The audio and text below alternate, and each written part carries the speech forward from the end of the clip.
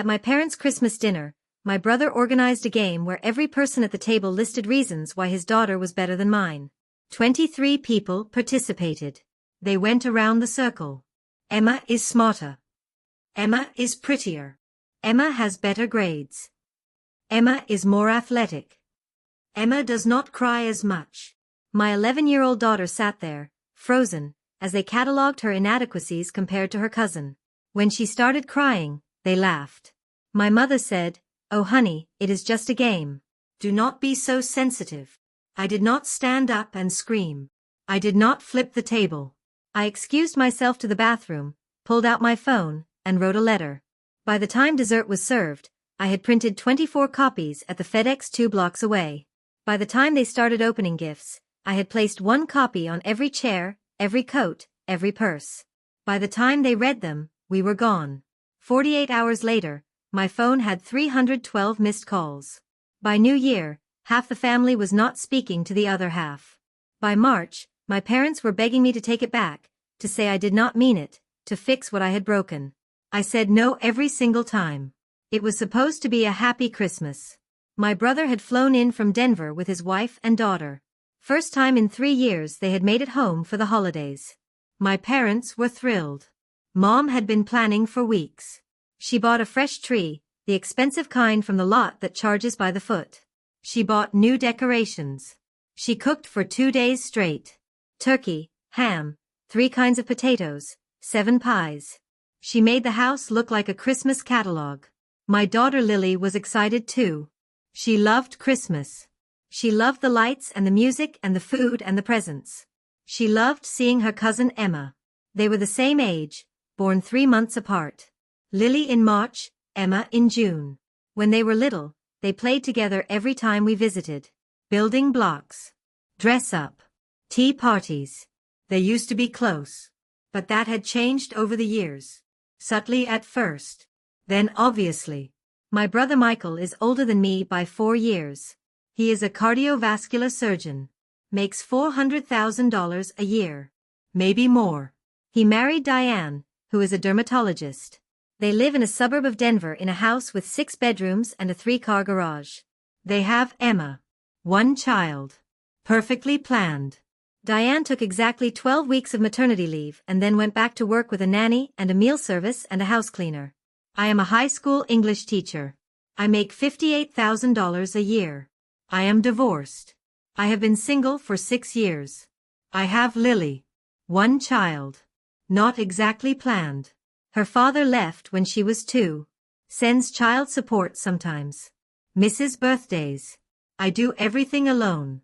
We live in a townhouse with 2 bedrooms and street parking. I do not have a nanny or a meal service. I have a crock pot and a prayer. My parents never said it out loud, but I always knew. Michael was the success story. I was the cautionary tale. Michael made them proud. I made them worried. Michael gave them a granddaughter they could brag about. I gave them a granddaughter they made excuses for. Emma was always held up as the standard. From the time the girls were toddlers. Emma is already reading sight words. Emma is in advanced math. Emma made the travel soccer team. Emma won the science fair. Emma got the lead in the school play. And Lily? Lily was fine. Average. Normal. She got BS and occasional As. She played recreational soccer, not travel. She liked art and music but was not exceptional at either. She had friends. She was kind. She tried hard. But she was not Emma. And that seemed to be her greatest failing. I told myself it did not matter. I told myself my parents loved both girls equally, they just got excited about achievements. I told myself Lily did not notice the difference. But she did. She always did. When Lily was 7, she won 2nd place in a district-wide poetry contest.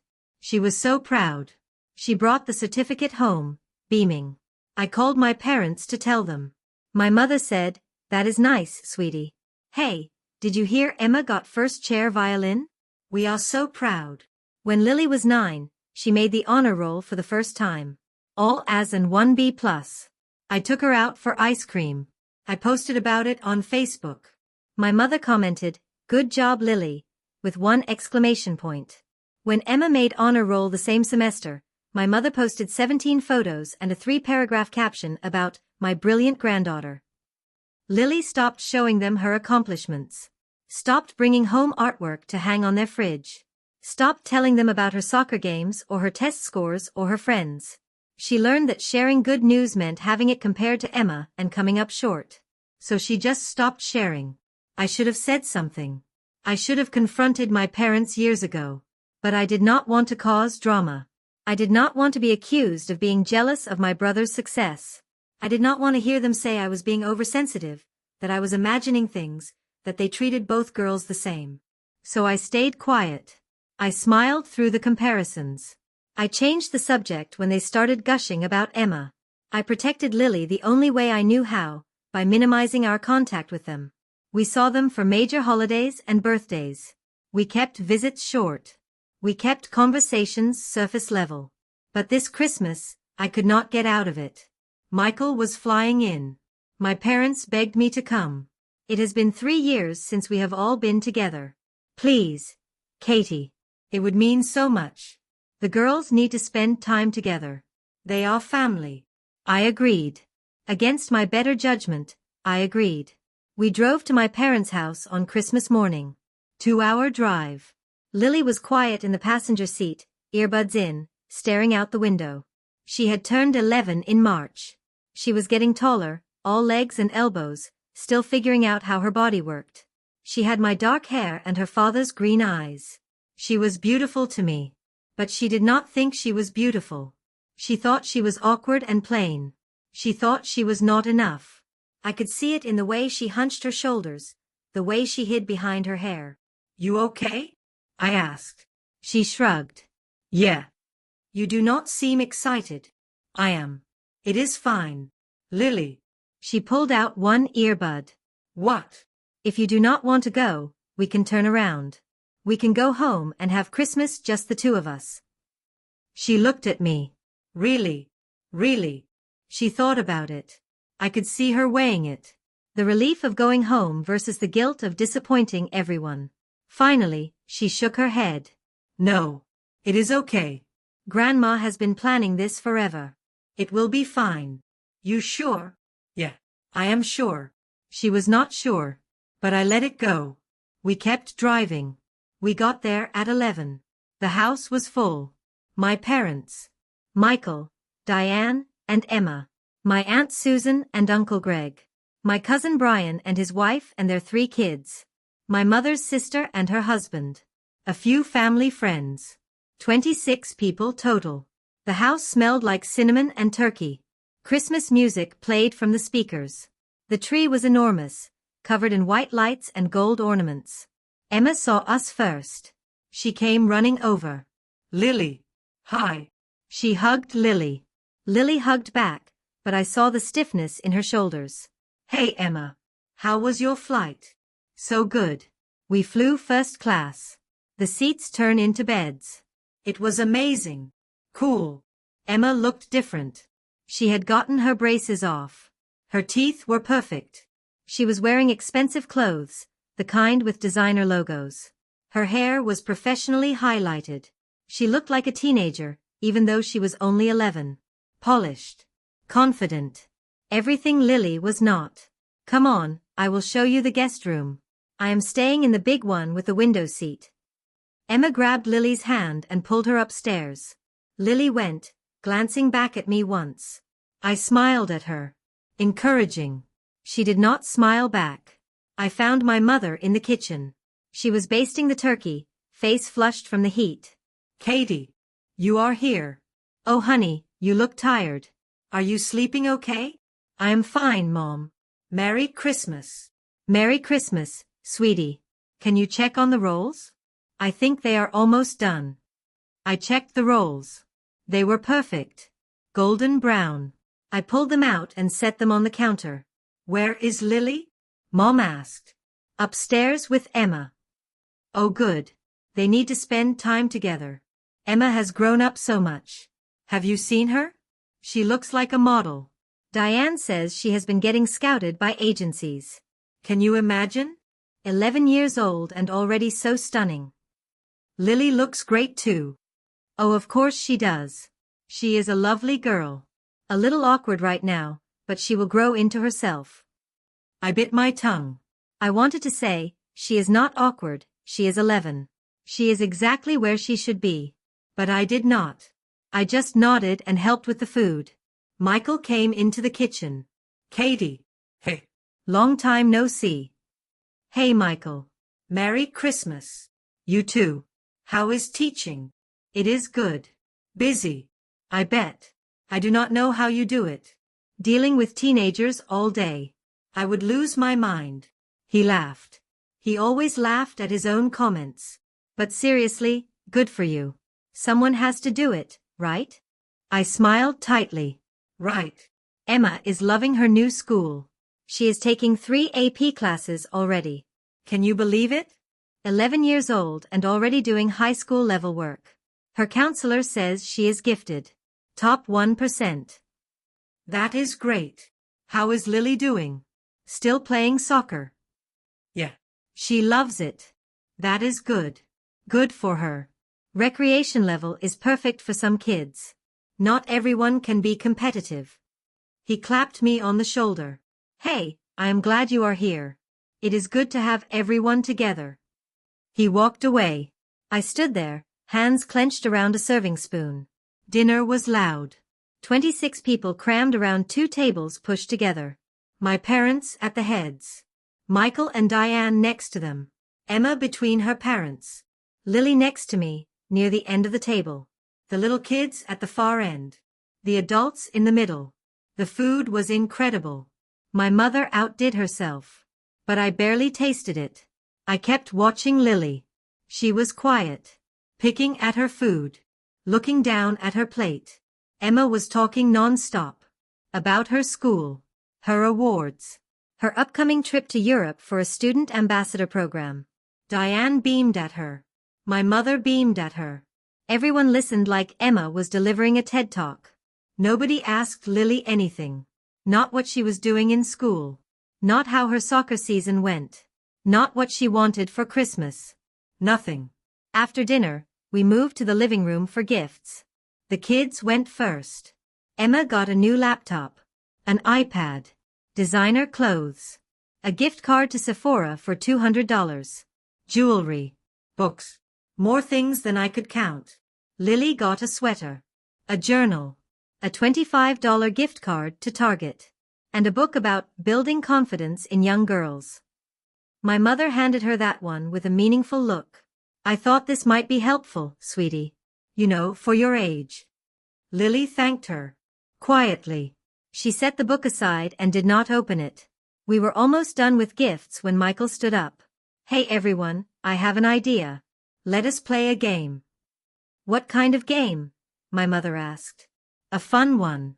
A Christmas game. We go around the table and everyone says something they are grateful for about someone else in the room. But here is the twist. We focus on the kids. We let them know how special they are.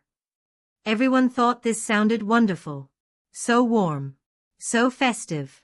I had a bad feeling immediately. Let us start with Emma, Michael said. Everyone go around and say one thing you love or admire about Emma. My mother went first. Emma, you are so brilliant. Your intelligence just shines. I am so proud of you. Diane went next. You are beautiful inside and out. Aunt Susan. You are going to do amazing things. The world is lucky to have you. They went around. 23 people. All saying wonderful things about Emma. She glowed. She smiled. She said thank you after each one. It took 15 minutes. Then Michael said, okay, now let us do Lily. My stomach dropped. Same thing. Everyone say something you admire about Lily. But he did not stop there. He kept talking. Actually, you know what? Let us make it interesting. Let us compare. Say one reason why Emma is better than Lily at something. Just for fun. You know, in a joking way. It will be funny. Michael, I started. Come on, Katie, do not be a killjoy. It is just a game. The girls can handle it. Right, Lily? He looked at Lily. She was frozen. Eyes wide. Face pale. I do not think. I tried again. Oh, do not be so sensitive, my mother said. It is just for fun. A little friendly competition. Lily knows we love her. I looked at Lily. She was staring at the table. I should have grabbed her and left. Right then. But I did not. I told myself maybe it would not be that bad. Maybe they would keep it light. Maybe I was overreacting. I was not overreacting. Michael went first. Okay. I will start. Emma is better at school than Lily. She studies harder and gets better grades. I felt sick. My father went next. Emma is more athletic. She made the travel team. Lily is on rec. Diane. Emma is more confident. She is not afraid to speak up. Aunt Susan. Emma is prettier. She takes care of herself. She wears nice clothes. They kept going. One by one. Listing reasons Emma was better. Smarter. More talented. More articulate. More mature. More ambitious. Better at math. Better at reading. Better at sports. Better at making friends. Better at everything. Lily sat there. Tears streaming down her face. Silent. She did not make a sound. She just sat there and took it. Some people looked uncomfortable.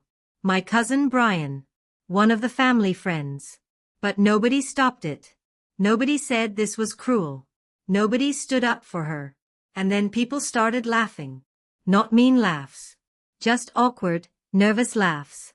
Like this was funny. Like humiliating an 11-year-old was entertainment.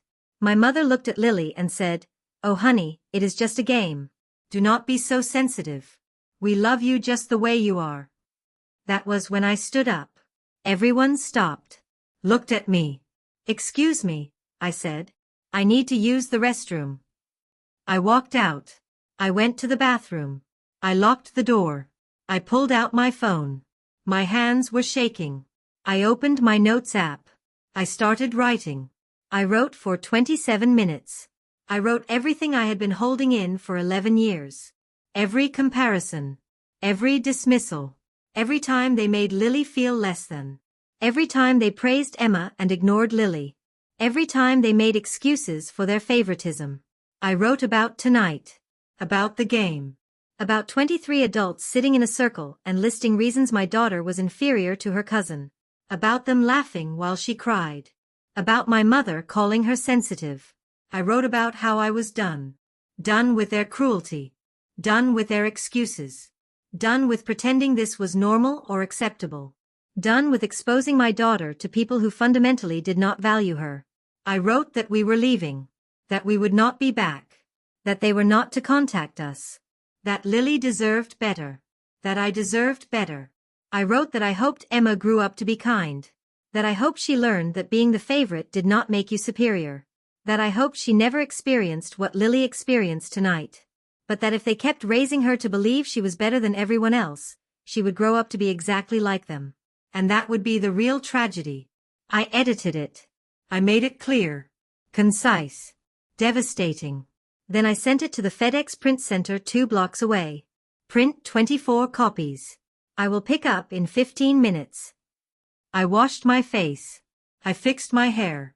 I walked back into the living room. They had moved on to other games. Everyone was laughing. Lily was sitting on the couch, alone, eyes red. "Lily, get your coat," I said. "What?" My mother looked up.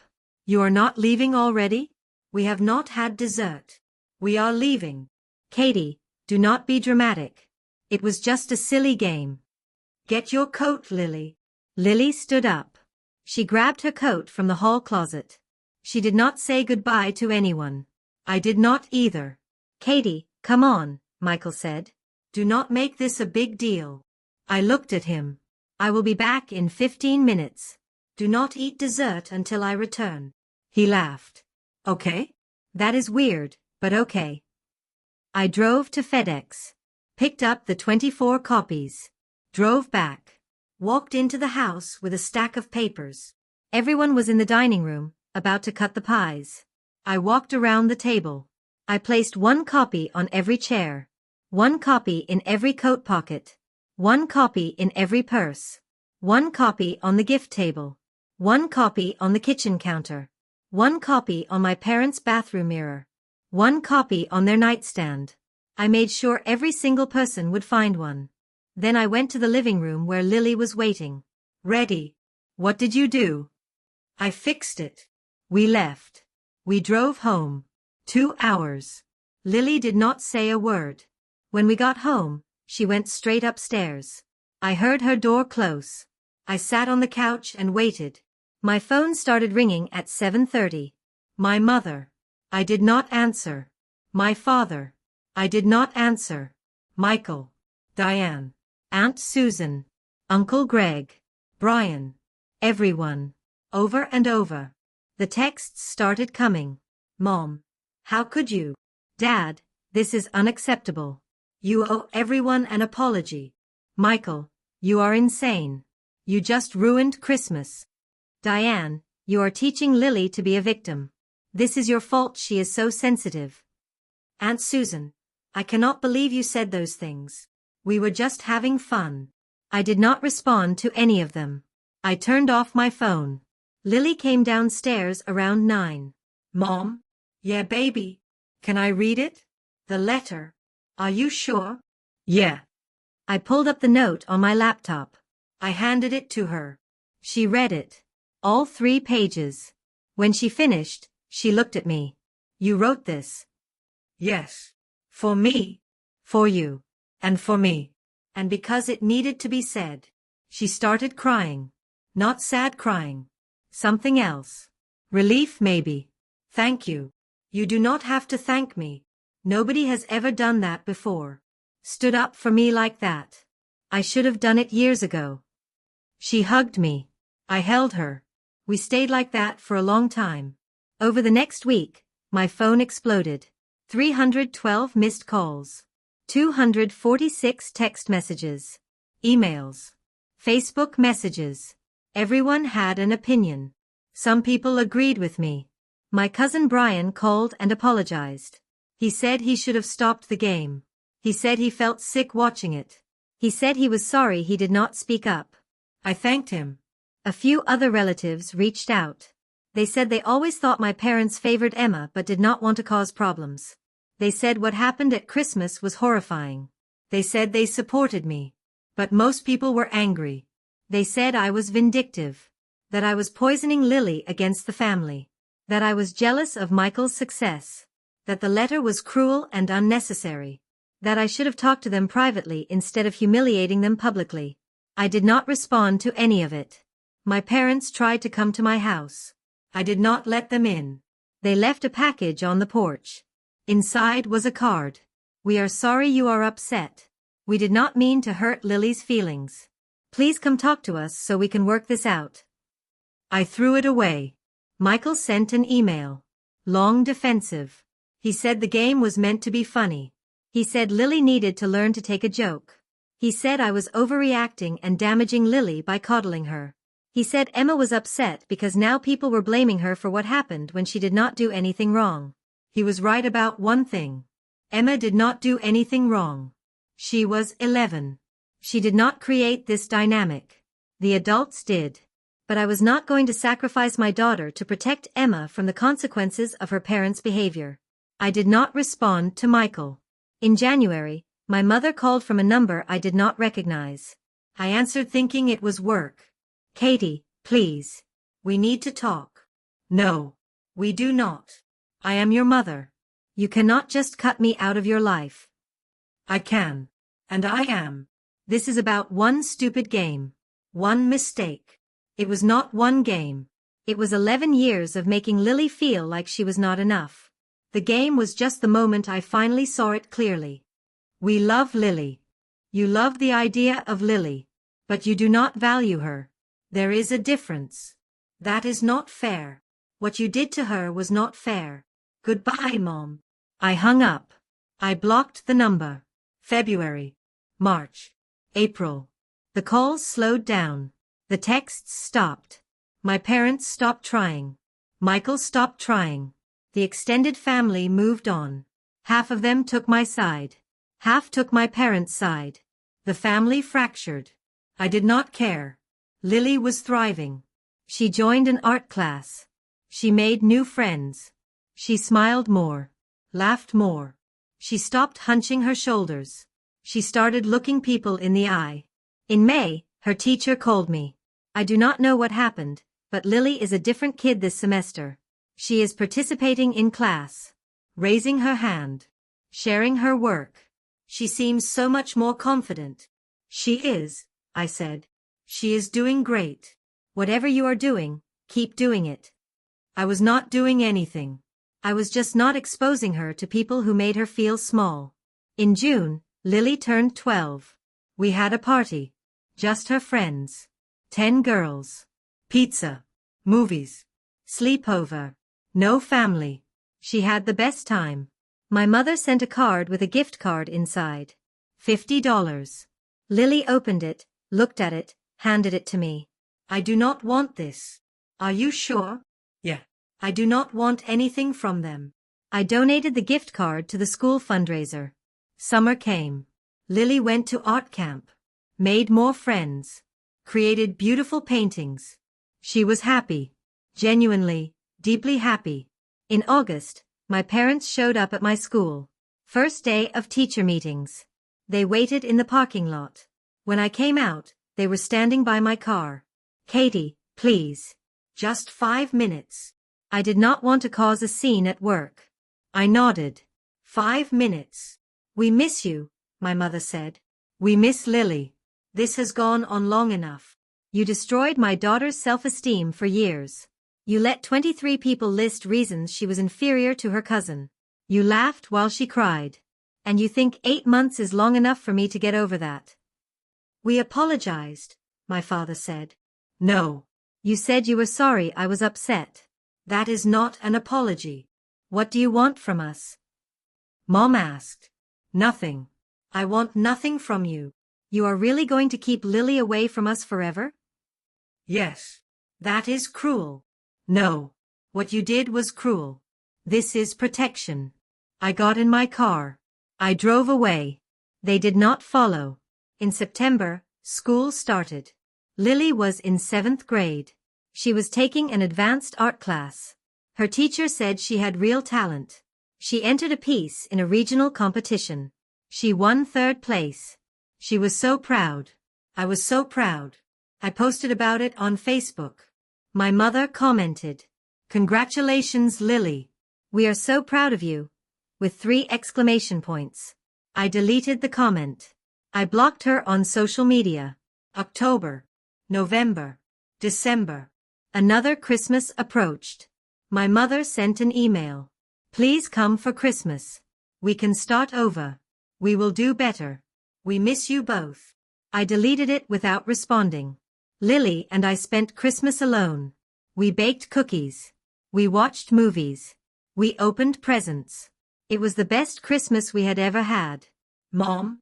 Lily said on Christmas night. We were on the couch, full of pizza and cookies. Yeah. I do not miss them. Is that bad? No. I thought I would. But I do not. That is okay. I feel bad for Emma sometimes. She is trapped in all that. All the pressure. All the expectations. I know. But I do not want to go back. We do not have to. She nodded. Good. Fast forward to now. Lily is 14. She is in 9th grade. She is an honors student. Not because she has to be. Because she wants to be. She is the president of the art club. She has a small group of close friends. She has a boyfriend who makes her laugh. She is applying to a magnet arts high school for next year. Her portfolio is incredible. She is confident. She is kind. She is funny. She is exactly who she was always meant to be. Without the weight of constantly being compared to Emma. I do not know how Emma is doing. I do not follow their lives. Michael and I are not in contact. My parents send cards sometimes. Birthday cards. Christmas cards. I throw them away unopened. Last month, my cousin Brian reached out. He said my parents are struggling. They talk about Lily constantly. They miss her. They regret what happened. They wish they could fix it. I told him that is not my problem to solve. Do I feel guilty? Sometimes. Late at night. When I think about my mother. The woman who raised me. Who taught me to read. Who drove me to school every day. Who showed up to my college graduation even though I was the first person in the family to go. But then I remember Lily's face. Blank. Frozen. Tears streaming down while 23 people listed her inadequacies. And the guilt evaporates. You do not get to destroy a child's self-worth and then cry about being cut off. You do not get to play favorites for years and then act shocked when there are consequences. You do not get to laugh while a child cries and then demand forgiveness because family. I chose my daughter. I protected her. I removed her from a toxic environment. And she flourished. That tells me everything I need to know. Was the letter harsh? Maybe. Did I humiliate them publicly? Yes. Do I regret it? Not for 1 second. Because that letter did what 11 years of gentle conversations never did. It made them understand there were consequences. It made them see their behavior for what it was. It gave Lily proof that someone believed her. That someone would fight for her. That she was worth protecting. And that matters more than their hurt feelings. More than family unity. More than keeping the peace. Lily knows she is valued now. She knows she does not have to earn love by being better than someone else. She knows she is enough exactly as she is. That is what I protected. That is what I fought for. And I would do it again 1,000 times. So, what do you think? Did I go too far, or just far enough? Let me know in the comments below. And if you want more stories about mothers who chose their children over toxic families, do not forget to subscribe and hit that bell icon.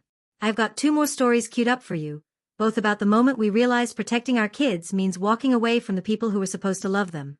Click on whichever one calls to you. Until next time, remember, family is about who shows up, not who shows up in your DNA.